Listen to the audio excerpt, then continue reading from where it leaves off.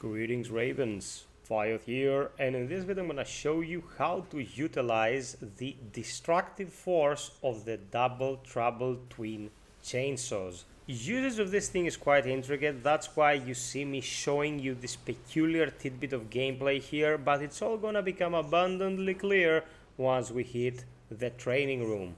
Without further ado, let's get to it. For the purposes of this test and demonstration, we will be using a trainer AC. Landing this thing is extremely difficult, and I'm going to explain why.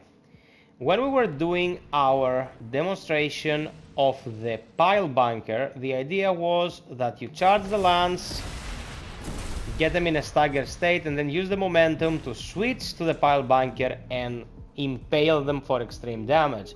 This cannot be done with a chainsaw, and the reason for that is it has to also be a charge attack that doesn't unleash on charge but keeps chipping at the enemy until you let go of the trigger. I'm going to demonstrate real quick. So this is the chipping. I keep holding it. It keeps revving and it will not stop until I cancel it with triangle or Y or whichever button it is on the keyboard, or unleash it like this. Now this will benefit from having better optimization for your melee boosting. That comes with your booster, so having a compatible booster will actually send you forward and make landing this a little bit easier. The ideal way of using it is as follows.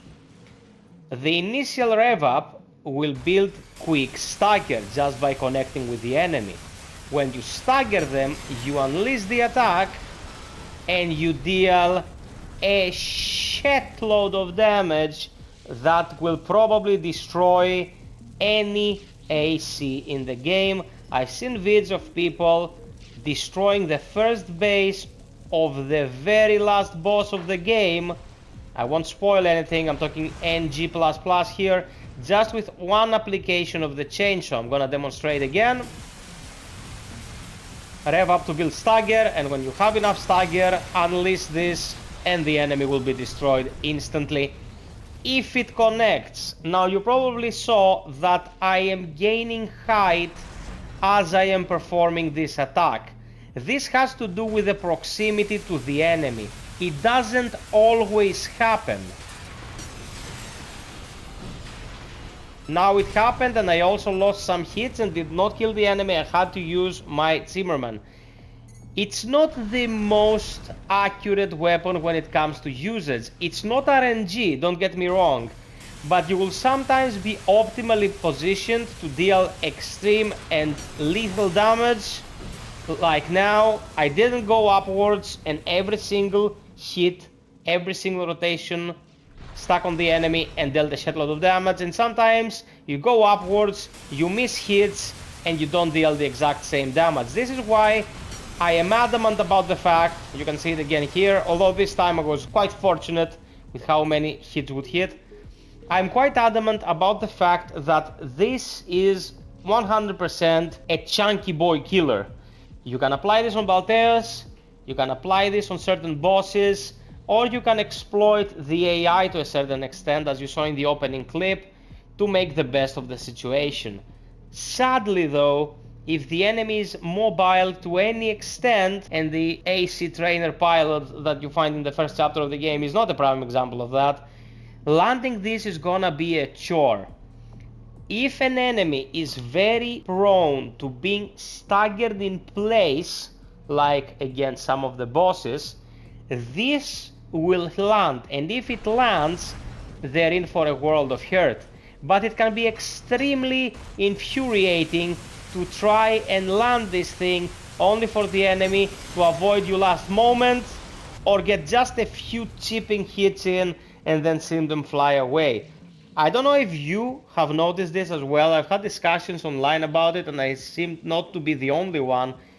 The AI doesn't follow the same rules of stagger as the enemy does, and I'm not talking those huge ass bosses, I'm talking ACs in general. So sometimes you stagger an AC, and instead of it staying there to hit the backshot or the melee attack, they immediately fly off like they weren't staggered. The recovery they have is off the charts. And FromSoft is known for not applying the same rules to their AI that they apply on their players.